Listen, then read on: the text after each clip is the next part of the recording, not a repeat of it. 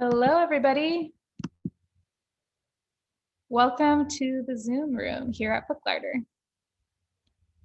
We're just going to wait a few minutes as folks filter into the room. But if you're just joining us, feel free to use the chat function at the bottom of your screen to let me know where you're listening from today. I'm here in Seattle. Book Larder is here in the Fremont neighborhood of Seattle, and it's sunny here today, actually, which is kind of nice. We are so excited to host Peter Hoffman, the author of the new book, What's Good? A Memoir in 14 Ingredients. And he's going to be joined in conversation today by Molly Wizenberg, who is a local author here in Seattle. We'll get started in just a few moments, but welcome to everyone coming in to the room. My name is Meghna. I'm the events manager here at Book Larder, and one of the wonderful surprises, I think, of the last couple of months, the last year, I guess, of having virtual events is that we're able to welcome folks from all over the country. So thank you for choosing to join us tonight. We're going to run about 60 minutes for the event. If you have any questions, we will be taking questions for Peter and Molly towards the end of the event. You can use the Q&A button at the bottom of your screen there. There should be a button that says Q&A. That's where you can submit any questions that you may have for Peter and Molly, and we will try to get to as many as we can. You can use the chat function to speak to other audience members or just to share general feedback comments. We'll look through those there. Just make sure you select the all panelists and attendees button there if you'd like everyone to see your message. All right. Also, What's Good? A Memoir in 15 Ingredients is available at booklarder.com. I will post a link in the chat for anyone that is interested in buying a copy. You can support this author talk by purchasing your copy from us or from your favorite independent bookstore. We really appreciate the support. All right. And then also, if you know of anyone who is missing today's chat, or if you want to watch it back later, this author talk will be on our YouTube channel after the event. We will upload it there within 48 hours. So you can watch it back at your leisure. Before we turn it over to Peter Hoffman and Molly Wizenberg, I just would like to read their bios really quickly and welcome them properly. Chef Peter Hoffman is the curious cook's cook. As the former trailblazer, chef, owner of Savoy and Back 40 restaurants, he has really trailblazed the farm-to-table cooking movement in New York City. His opinion pieces have been published in the New York Times, Edible Manhattan, and Food and Wine. Hoffman has served on the boards of the Green Market and Chefs Collaborative and is a Slow Food NYC'S Snail Blazer Award recipient. On most market days, he can be found on his bicycle, foraging Union Square Green Market for the best in seasonal ingredients and partaking in its Village Green community life. So welcome, Peter. Peter's going to be speaking to Molly Wizenberg. Molly is a New York Times bestselling author of 3 memoirs, The Fixed Stars, A Homemade Life, and Delancey. She wrote the James Beard Award-winning blog Orangette from 2004 to 2019, and her work has appeared in The Guardian, The Washington Post, Bon Appetit, The Art of Eating, Cherry Bomb, and elsewhere. She's also a co-host of the weekly food and comedy podcast, Spilled Milk. Molly lives in Seattle and teaches workshops on memoir around the world. So thank you, Peter and Molly, for joining us today. I would love to welcome you both to the virtual Book Larder here. Hello. Hello, hello. Hello. Thank you so much for that kind introduction. Yeah, thank you, Meghna. Peter, it is such a pleasure to meet you. I have followed your restaurants for years, and now we share an editor, which is so that's fun. right. I forgot Jameson. Yeah. Yep. Yeah. So I was so excited to see your beautiful book, which I hope everybody has picked up a copy of. And it has been such a pleasure to read. And well, I want to talk about a lot of different aspects of this book because it strikes me as, well, I teach memoir a lot, and there's something that I read in this wonderful book called Good Prose. The author of the book says that any good memoir could be described as like a chronicle of the education of the author. And in your case, it strikes me that what you've written is so much more than the education of a chef or just that part of your life, but also like the education of you as an artist, as an activist, as a human being. And I wonder if you could talk about sort of what this book is to you, kind of what you wanted this book to say or to portray about. Yeah, thanks, Molly. It is so many of those things. My development and education, not just as a chef, and it's important to me that people know that what they're getting into is not just pulling back the curtain on how does a restaurant operate and what was chefs like, which other people have done and some people have over romanticized. But this is a weaving together of many parts of myself. And as you said, the artist, the activist, the father, the human on this planet, just cooking dinner or looking out into the forest, and so that it's all of our stories at the end of the day. It happens to be mine through the profession and the craft and the path that I chose, and how do I place that work in the context of a planet that we care about and an environment that we care about, to apply the term, that I learned as a young backpacker of leave no trace. What does that mean for a business person? What does that mean for a business person who's buying a lot of product, cooking with it, using fossil fuels, throwing a lot of stuff away, all of that. And so to say, how am I going to interact with my environment in the biggest way that I can think about it, and communicate that to others, to my employees, to the cooks, to the waiters, to the customers, to the community at large. And so that's a lot to put your arms around, and that's what I did as an operator for the last, I had restaurants for 26 years, and so once I closed the restaurant in 2016, closed the last restaurant, I sat down and began to say, well, how can I put some of that on paper for an even broader audience than who I've been cooking for and talking to in my dining room for all these years? And so that's what's good is that chronicling of that journey, and wanting to weave all those parts into it, what's hard and what's celebratory and miraculous about being alive. Mm-hmm. Mm-hmm. I particularly loved, so I want to ask you a little bit about sort of how you came to food, but I wanted first to say that, well, I saw so much of my father in what you wrote about your father, his Mm-hmm. love for, so you grew up in Bergen County, New Jersey, Right. right? Yep. And land of really good corn and tomatoes in the summer. And I loved what you said about your dad's like triumphant enthusiasm with each summer's, freshly picked corn ear and tomato. And what could you kind of sum up the food culture of your childhood? Yeah, so it's interesting because at least from the mom and the dad's side, I mean, there's other people in the mix, but from the mom and the dad's side, dad was a very enthusiastic. He was a sensualist, interested in the Mediterranean bold flavors, and did a lot of cooking in the house, particularly on his off time. During the week, I mean, he was a dentist. He worked hard.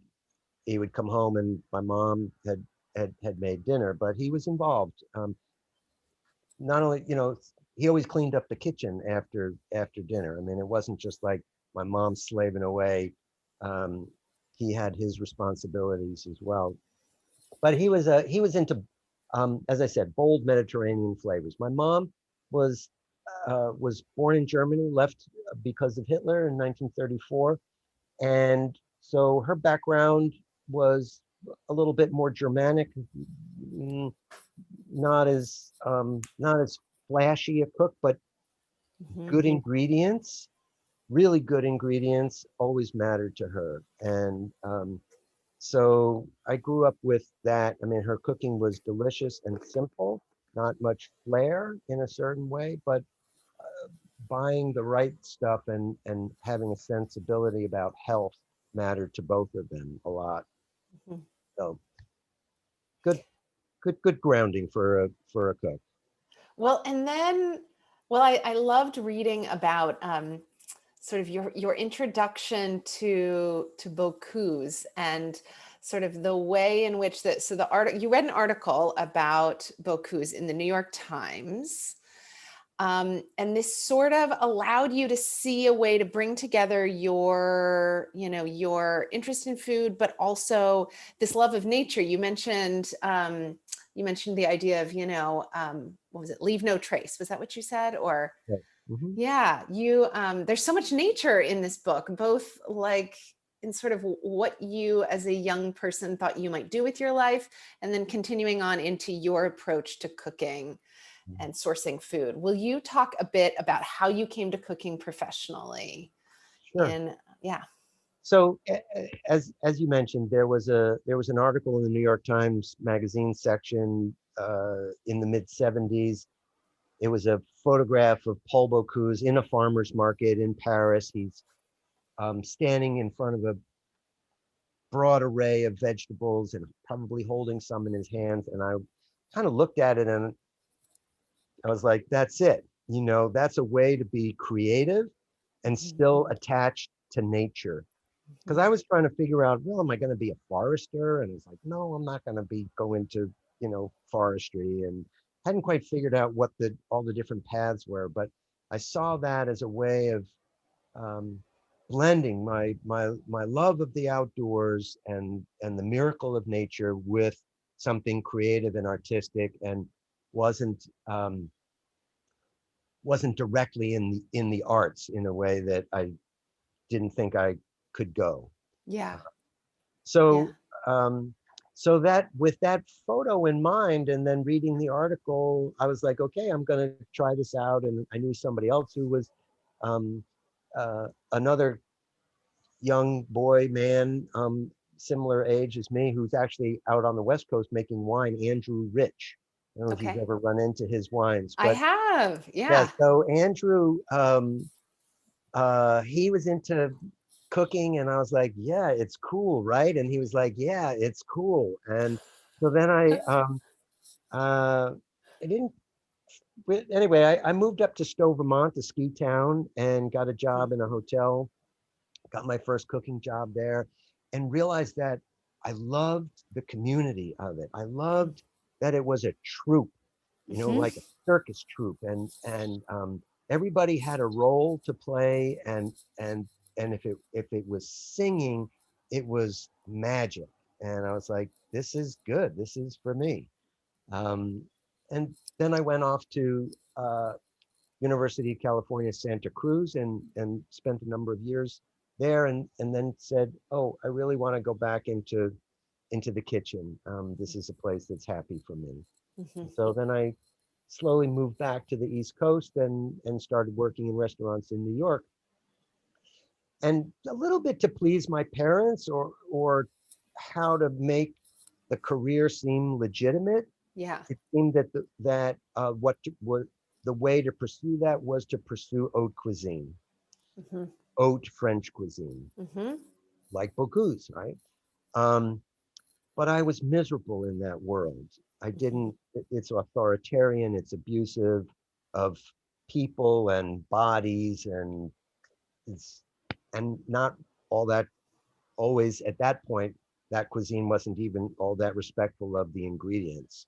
mhm, Um, it's a lot of torturing of food that happens or happened in mhm, haute cuisine. mhm, So I was like, I'm not happy here, and so I found my way into the ideas or the cuisines of the regional foods of Europe, Hmm. particularly France and Italy. I studied with Madeline Kamen, who changed my life because she was like, forget about the three-star restaurants, forget about them. Go find the original food, the food that grew out of a region, grew out of the terroir, Hmm. out of the and that food grew out of it because that's what's growing there in that ecosystem. Um, and that was fabulous. And so I spent a lot of time outside of class or after the class was over, traveling, riding my bicycle through France and then traveling in Italy, looking for regional foods, regional dishes, Hmm. some of which can still be found, some of which may have disappeared. But then I came back to the United States and was like, okay, what does that mean here? Hmm. How do and Yeah. so at the time there was something that was starting to proliferate in the world of restaurants, which was called New American Cuisine, and it Hmm. had a lot of different um, aspects to it. There was John Sedlar and Deborah Madison and Odessa Piper in the Northwest, in the Midwest, and a lot of people were figuring out what that meant to them, but they were following that same idea of what is it that grows here, and what is our historical Hmm. ethnographic tradition to cook food of this place, and Hmm. that's the path that I've been on since the early '80s. Hmm. Yeah. I really loved, so I want to talk in a minute more about the process of opening Savoy. But before we move on and thinking about haute cuisine and sort of the classical like hierarchy of a French kitchen, I really appreciated in your book that you don't just write about choosing an alternative way of doing things, but you actively like like present what is problematic about these old hierarchies and these abusive kitchens, because I think that so often, we celebrate like the better way of doing something without sort of like fully learning what was wrong with the way it had always been done. And I Hmm. really appreciated like these moments where like this activist that you have always been sort of comes through on like a human scale in terms of how you want to run your restaurant. Of course, you have to, I know you intended to start out the kitchen without a hierarchy, right? Right. But then that shifted Yep. because of course real life, but still like the fact that you wrote about that I found really interesting because people don't usually write about that, Mhm. about how we can actually make these structures different and how we can still negotiate like reality of working in a restaurant with trying to have higher standards for how we're going to treat people Yeah.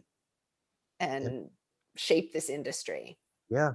And we have that facing us all the more right today, coming Yeah. out of the pandemic, but um even before the pandemic, the the whole equation of how restaurants work and how they have been operating was very clear that that equation was no longer working, Hmm.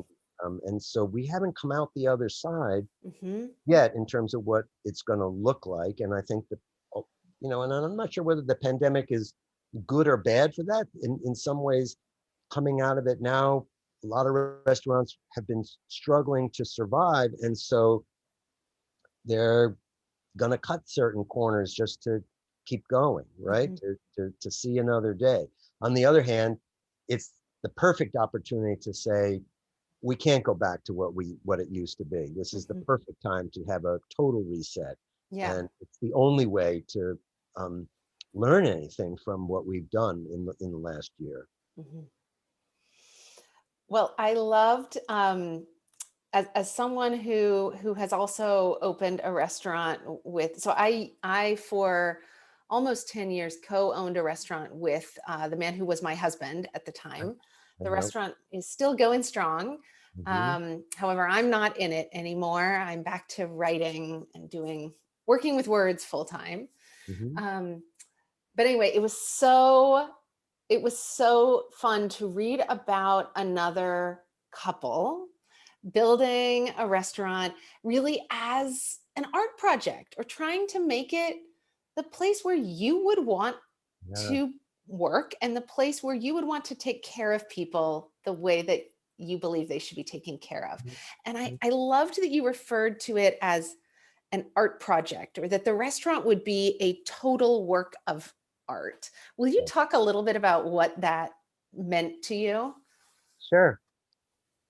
I knew that you would appreciate that part, Molly. And I mean, I've read Delancey, and so I had read that part of your life as well. And I knew that we would connect around that. So my wife, Susan, and I met at Hubert's Restaurant, one of those new American cuisine places of the early 80s. And the first thing that we started doing was going out, eating in different restaurants, and not just tasting the food, but talking about the service, or talking about the artwork, or the feeling of the table, or the fork, the service choices, and flatware.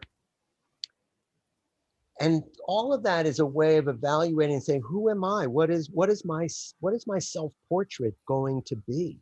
What kind of fork am I going to put on the table? What statement do I want to make by all of those choices? So it's an incredible, powerful moment, because you're totally in charge. As I said in the book, and what you're referring to is that I went to some art exhibit that was about Kandinsky and the Blue Rider, and he uses this term Gesamtkunstwerk, which means in German the total work of art. And I was like, that's it. That's what we're going to do. We're doing a Gesamtkunstwerk. And so then it's a total environment, right? You're creating we're creating a total environment. So how do people talk to you? What do the curtains on the windows look like? And of course, what is the food and all that? So that was thrilling. At the same time, it wasn't like we knew that we were opening an Italian restaurant or a Mediterranean restaurant. I didn't even know that I was doing farm to table cookery. That chapter is called Construction is Cooking. And there was a way that just the process of building the restaurant and working with the architect and the contractor and the fine woodworkers and the electrician and the masons, all of those people fed us. They riffed off of what they were realizing our dream was about. And they said, what if you, and we took some of those ideas, rejected others, but it made it a better space. It made it more of our space. And so then when we opened, it was like, okay, we're just gonna cook. Let's figure out what the menu is. So there was something really wonderfully naive, but also wonderfully passionate about that. And so people saw the heart of what we built. It was a very loved space, Savoy. It was on this back eddy of Soho that was about to explode. It was in a federal style building built in 1830 and had a wood burning fireplace in it. And when I took over the second floor, we had actually three, but we got rid of one. And so and people loved feeling like they were not in New York. And it wasn't just that the decor was country. It was, we offered an experience that made people feel comfortable, that left the urban world behind. Yeah. And it was very special for that reason. So yeah, that's a little bit about Gesamtkunstwerk and Savoy. I love that. I really, well, so did I read that your wife's ceramics were on the wall? And yeah. And then, oh my gosh. So one of the things I enjoyed the most about your book was, gosh, I mean, you are you have so many good stories. I mean, I feel like anybody who's been in the restaurant business for a while is going to have some great stories, but you have these great New York stories, like trading dinners for art with Chuck Close. I mean, amazing. Or like, having like Galway Canal come and do a dinner and read poetry. Classic moment. Charles Simic, like, Yeah. yeah. Anyway, I feel like, Yeah, that chapter, I mean, I could have gone on, and I think Jameson said, we get the point. I think he was just But jealous that he wasn't well, there. yeah, but I mean, what I was doing was, in reviewing that part of my life in the restaurant, which was the chapter about the dinner series, Mhm. was my opportunity to review and celebrate all the people that came through that again, the dinner series was not about let's do the food and wines of Tuscany kind of thing. They were more conceptual. Yeah. And so, as you referred to, among other things, we did a whole poetry series, and Galway and Charles Simic and Mark Strand read, and on each had their own night. Um, and there were other ideas that we incorporated, but it was a way of saying, let's get beyond the plate. Let's explore the ideas that are implied by the food, or where the food comes from, or the cultural setting in which all of this is happening. Mhm. And we had the clientele that supported that, not just because they came to the dinner, but Galway and Charles Simic were customers. And so I got them because I said, I mean, I think that's in the chapter, was that we were doing this game dinner, and Philip Levine and C.K. Williams and Galway Canal were having dinner with their wives, and Yes. and they pulled me over to the table and said, "There's buckshot in our food," because I was serving Scottish hare that had been shot by a hunter, and I was mortified. Right? I mean, it's like they're telling me, but of course they thought it was fabulous that it took them right back to the forest or to the meadow where the animal had been shot, and they cherished the Mhm. buckshot. And Mhm. so I poured them more wine and realized who they were, or I guess I knew, and I said, okay, well, let's do a dinner sometime. And Galway said, great, I love it. Let's do it in the fall. So that Mhm. began the whole poetry part of that, and lots of wonderful conversations that occurred in the dining room with everybody eating at the same time together, the same perfume pervading the room, and it was magic, total magic. Ah, I loved this thing so I read an interview that you did with Helen Rosner, Right? like maybe 5 years ago now or so. Yep. Right when I was Um, in the restaurant. yes, yeah. And she said this, or you had this quote in there that I loved. You said, people came in and paid me for dinner, and in exchange, I got to explore. How great is that? Right. Yeah, it just sums up, gosh, the magic of that place, truly.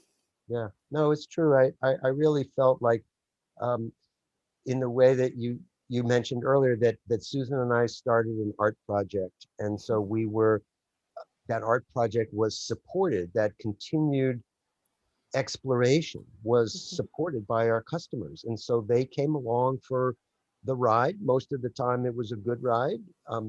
For them, I'm talking about whether dinner was good or not, but most of the time, that exploration was interesting and stimulating, and you knew that you were going to. It wasn't. We kind of walked that line between being interesting but not being too weird. It wasn't gonna. We weren't going to be um, over intellectualized or too challenged with what was on the menu. It was still food at the end of the Mhm. day. It was still Mhm. dinner, Mhm. but it was done thoughtfully and sourced thoughtfully and combined in ways that might make you go, "Oh, that's kind of cool." And Mhm. so that was part of what we were trying to get at with Mhm. the style of cooking. Will you talk to us a little bit about your relationship to the Union Square Green Market, where I know that you are, well, the way in which it's been both a community and a source of inspiration and all kinds of things. Will you talk about your ritual of shopping there? Yeah, so early in the book, I say that I need to take a tour of the universe. And what that tour of the universe is me getting on my bicycle. When the kids were little, it would be after dropping them off at school, which I rode them on the bicycle to school and then went up to Union Square. And now it's just tumble out of the house after a cup of coffee and go shopping. So for starters, it was my connection to what's happening with the planet. What are the seasons? What's coming into the market now? Where are we? It also is a Zocalo. It's the town square. And so I have lots of connections with people there. Some of them are other chefs. Some of them are customers, now former customers. Some of them are people that I've just gotten to know because they're diehard customers like me at the Union Square Green Market. And then of course there's the farmers who I've gotten to know and spend time at the table talking to them, learning about their lives or the lives of the plants and the life cycle. And so that some of that is in all those ingredient chapters, is my opportunity to share what I've learned from the growers themselves, that I want to pass along, because they teach me not to just have respect for the food that I'm cooking or love for the food that I'm cooking, but set the stage of, thinking about agriculture in this region, in this country, and what we need to be thinking about in more global ways. Yeah.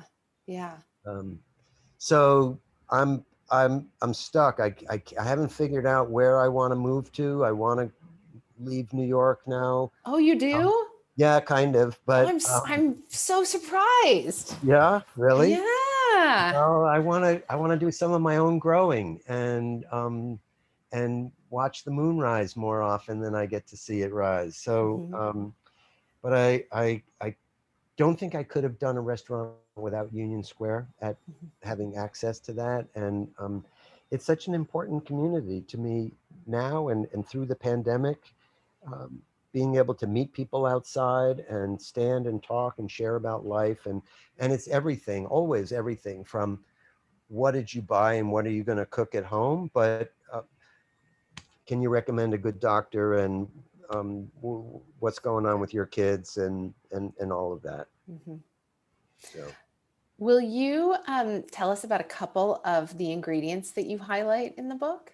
Yeah, I think let me start by actually saying that the book is in two arcs.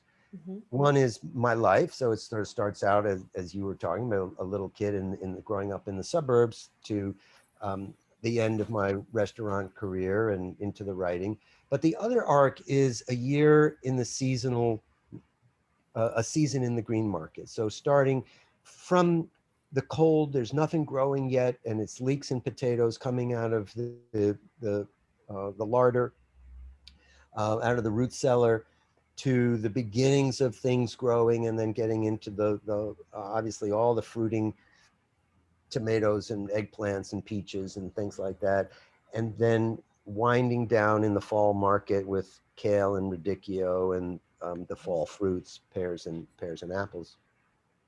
So that's what's pushing, that's what's driving the book forward, ever moving in time.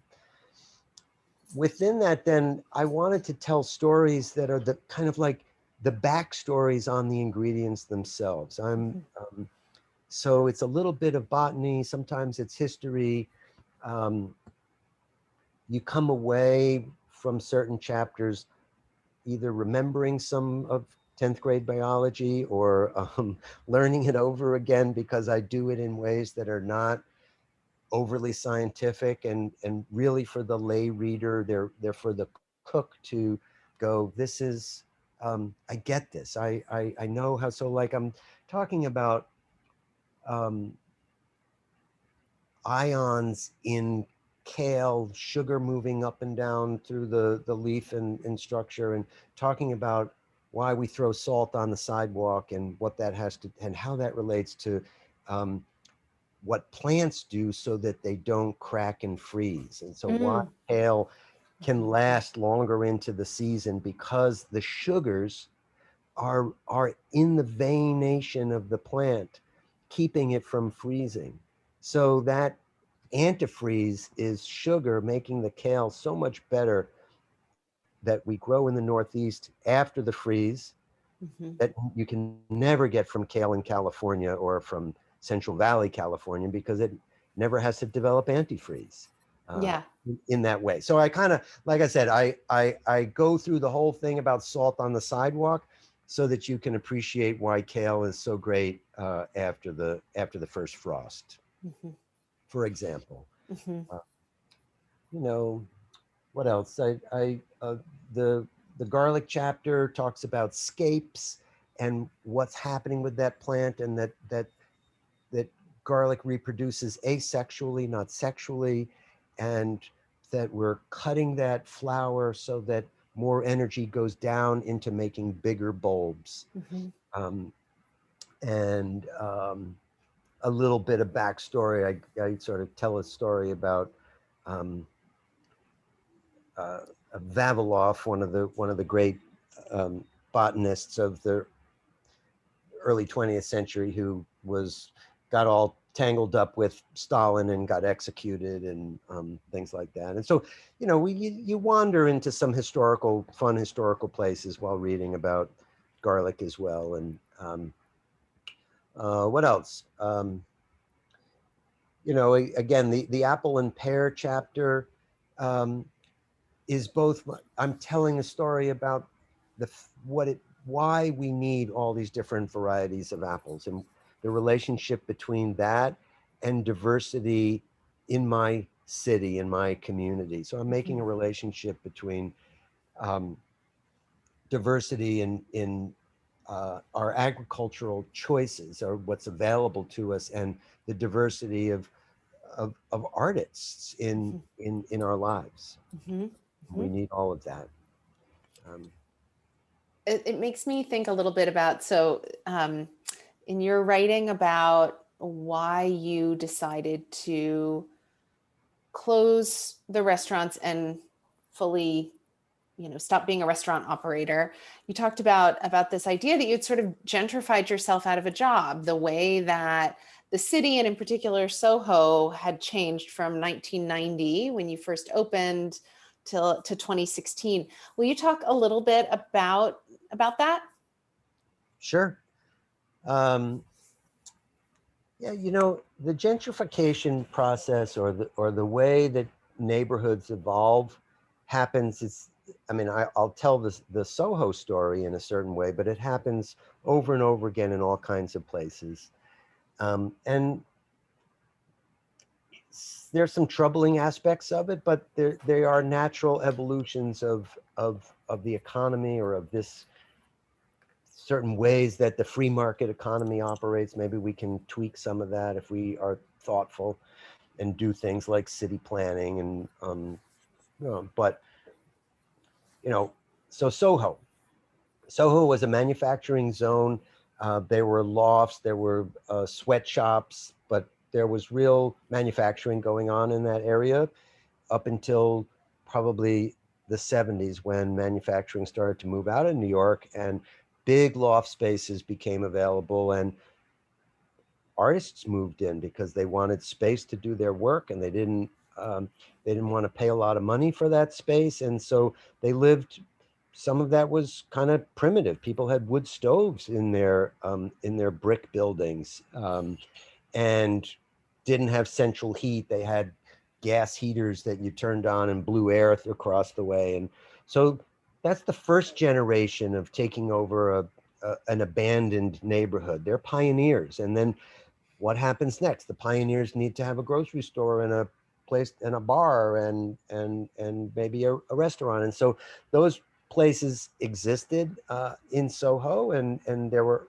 early restaurants, and some of those bars are still there, but we were still so. And then what happened is that the galleries got set up there to be in the artist district and other with other idiosyncrats, interesting shops, clothing stores, but they were one-offs. I mean, they were people who were making their own clothes or had a really particular eye and weren't trying to saturate a marketplace. And so we came in and around that point, so that our customers were still those creative types and appreciated what we were doing and supported it with their money, and we were all kind of part of the whole community. In time, of course, the rents keep rising, and national chains come in, or bigger stores that have a bigger footprint, and it's harder for restaurants to pay the dollars per square foot that a shoe store can support, because you only have to have one person sitting in a shoe store, and then you sell a pair of shoes for $200 or $500, and you made your rent for the day or the week. Restaurants, as you well know, Molly, there's all kinds of people prepping the food, cooking the food, serving it, washing the dishes, all of that. It's hugely labor intensive, not to mention that the ingredient costs and the everything else. So the equipment that falls apart. Yeah, of course. All the things. Con ed, insurance, blah, blah, blah.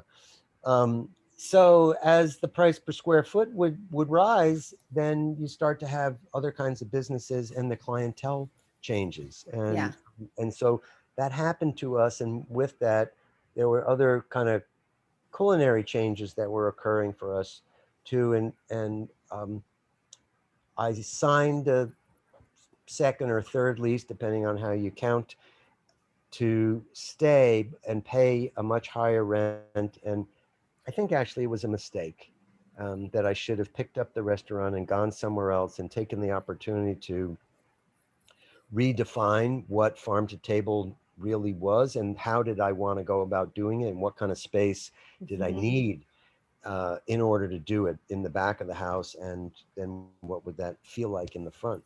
But I'm stuck, I loved my corner and didn't want to give it up. And so I said, I'll make this work and pay higher rent, and we'll do more covers, and we'll do more casual food. And ultimately, somewhere between it wasn't completely working and I wasn't happy with it anymore. And I just needed to change it up at that point. 1 second. A little bit more than 1 to 1. But how many cups? Oh, that's 2 cups. 2 cups. Yeah. Giving I love it. Real-time cooking advice. Real-time cooking advice. I soaked some basmati rice for dinner when we're done, with some grilled lamb, and my wife doesn't know what the measurement of the rice was. So and here's my son who's working the lamb. Sorry. Yes. I pulled it at 1:30. Is that okay? Yeah, that's perfect. Great. Yeah. Oh my God, this is delightful. I'll be right over.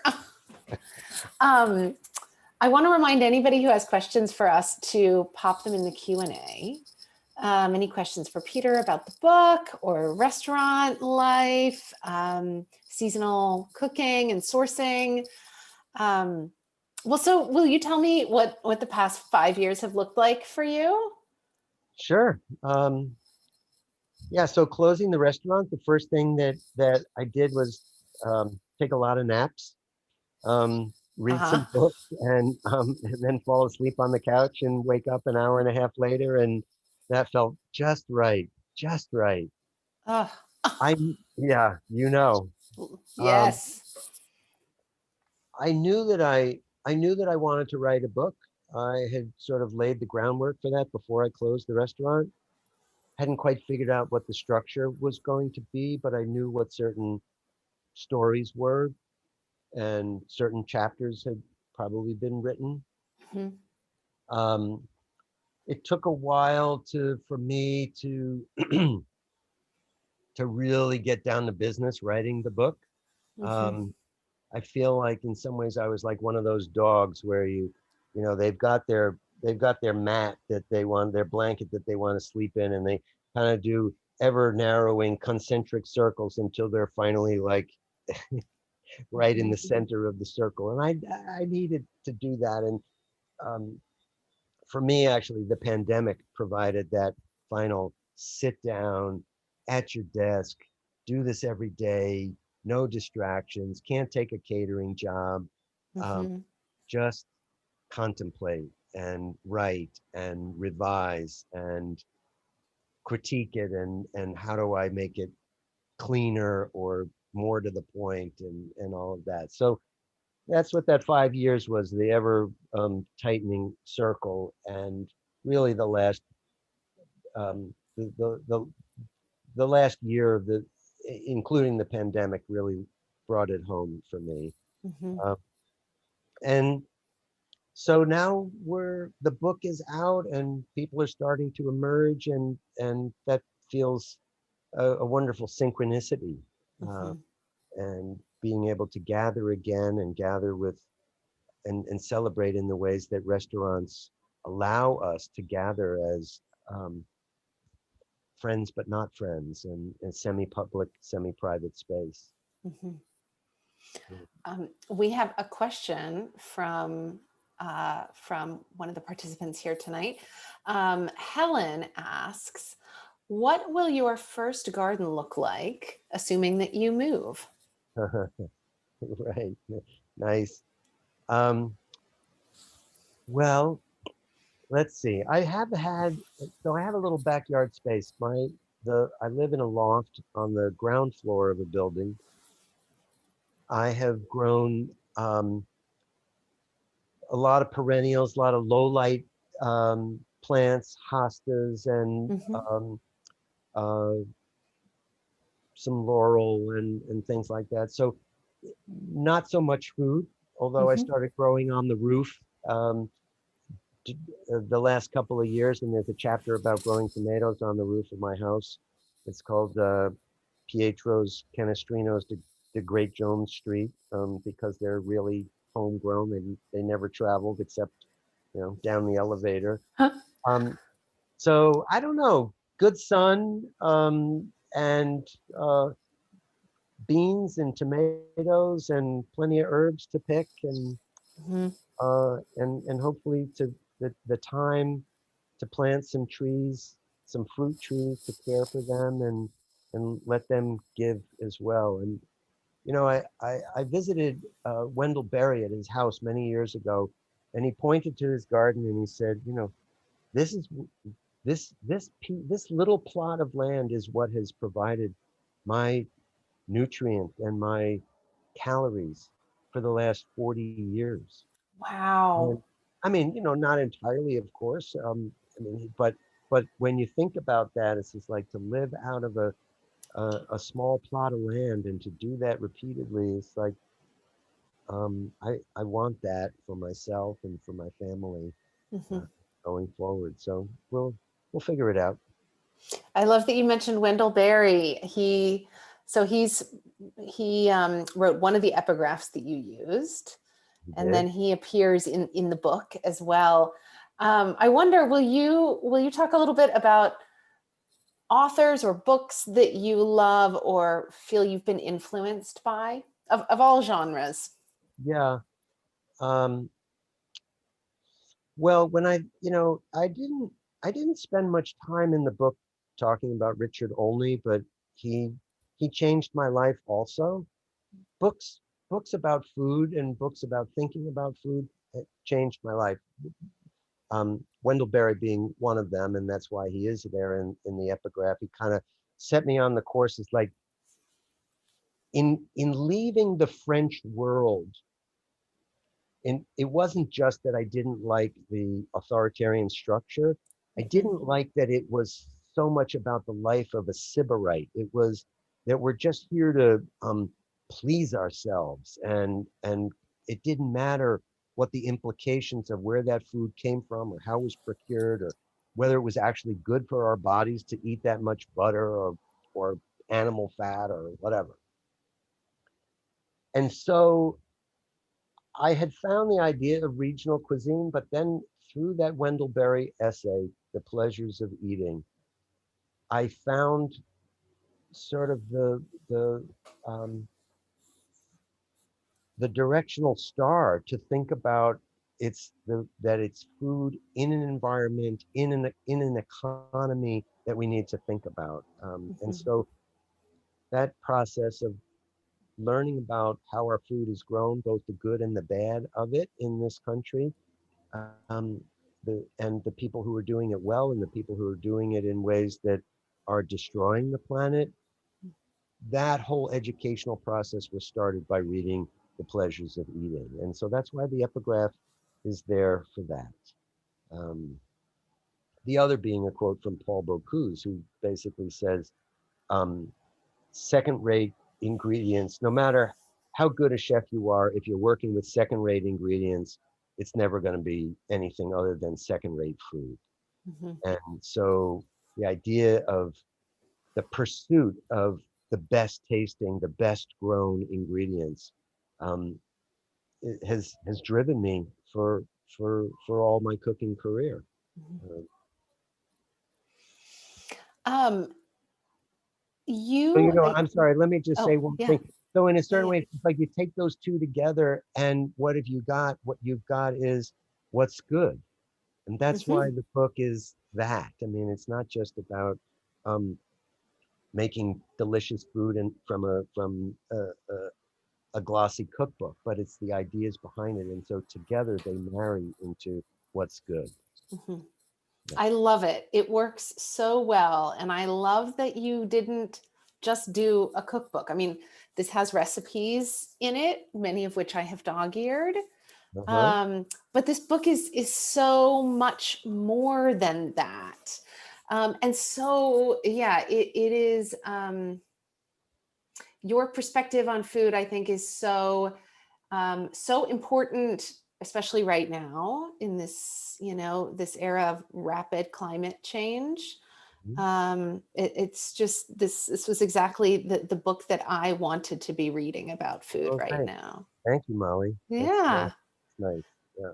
Well, I have one last question for you that's kind of about more like the writing side of things. Sure.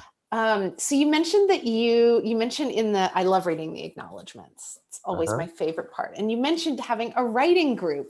Yeah. Will you talk a little bit about that and what it's been like for you as someone who clearly, I mean, you're an artist and have been your whole life, but this is a big switch from being a chef or operating a restaurant all the time. So will you talk a little bit about what it feels like to be a writer and what that looks like for you?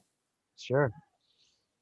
Well, let me start by talking about the writing group because, and having other readers as well was really key to the quality of the book and key to keeping me on track or continuing to help me define what my path and my track was. But as I said, it took me a while to really get down to business around the writing itself. And because I can be a procrastinator and there are other things that I can make more important. And so having a monthly deadline to have a piece to deliver was great. My writing group, the membership shifted around a little bit. It existed before I came into it. But at the moment that I got there, it was me plus two women who are both English teachers and professional writers. So I was swimming hard to stay in the lane, right? And they're wonderful writers, but they also, all writers need to have their stuff heard and get feedback.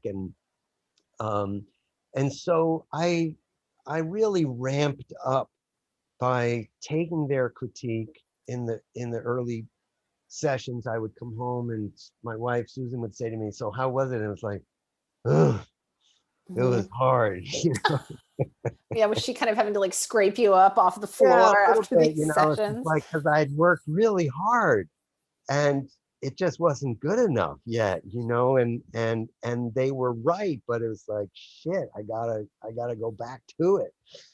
I wanted to turn the page and move on to the next chapter.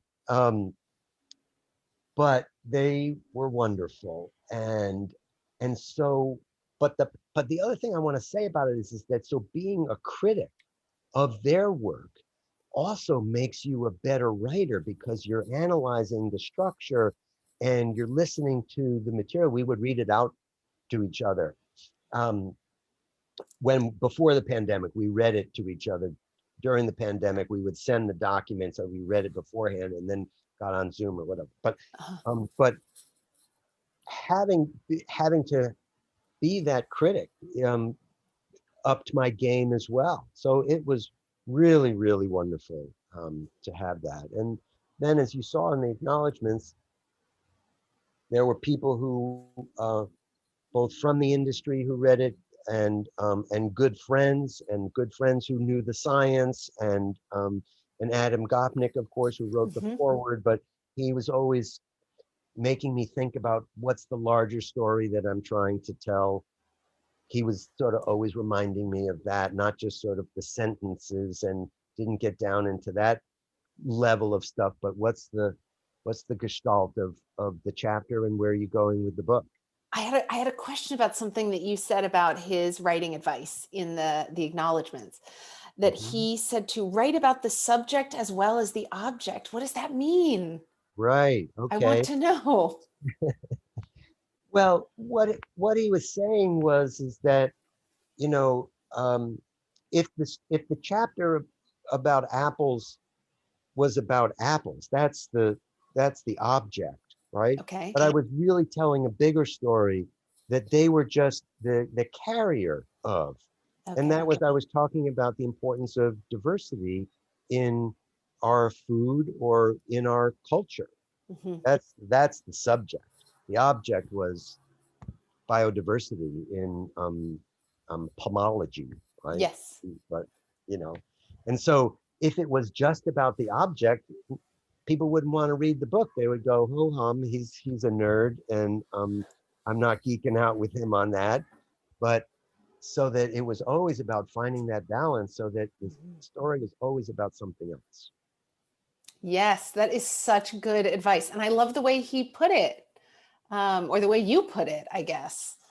Yeah, Um, anyway. yeah. Oh, So so you were saying your writing group. yeah, so that's the writing group, and I grew a lot from that. And I think, I don't know exactly what your transition was and how that occurred, but I'm not a restaurateur anymore. I'm a writer, and I'm a writer in the world of food issues and food topics. Hmm.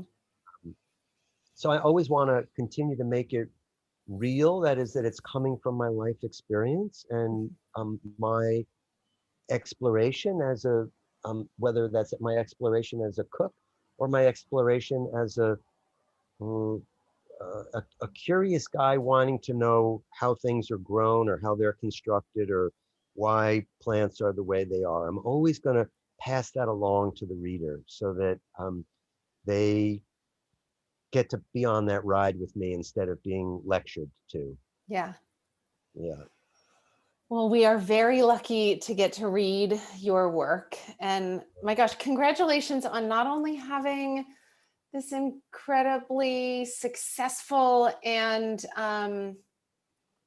really, what is the word I'm looking for? Really, a career in restaurants that you can feel proud of on all kinds of levels. And Hmm. now also this other whole thing that is being a writer and publishing a book. I know. It's pretty great. Getting to live these many lives within one and do it all so beautifully. Yeah. So And get to meet you and have this time talking together. well, it has been a total pleasure, and I'm just glad that Booklarder invited us. So Yeah. thank you, Booklarder. Too. Yeah. Thank you so much. I'm back. Thank you so much, Peter and Molly. I feel very transported. I feel very inspired to create. So thank you for sharing your stories with us. For everyone listening and attending tonight, thank you again for joining us here in the virtual Booklarder space. We've got copies of What's Good available at booklarder.com. We do ship nationwide, media mail, so shipping is just $5 for your first book. So please buy from either us or your favorite independent bookstore to help support this author talk. And again, this talk will be posted on our YouTube channel for anyone interested in watching back or sharing with a friend or a loved one. On behalf of Booklarder, thank you all so much for coming. Thank you, Peter and Molly. It was a pleasure to host you. And congratulations. Congratulations on a really beautiful book. Really excited to look through it. All right. All right. Thank you, Have a good evening. Okay. Have a great dinner, Peter. All right. Well, enjoy your by dinner. the family. Right. Bye. All right. Bye-bye.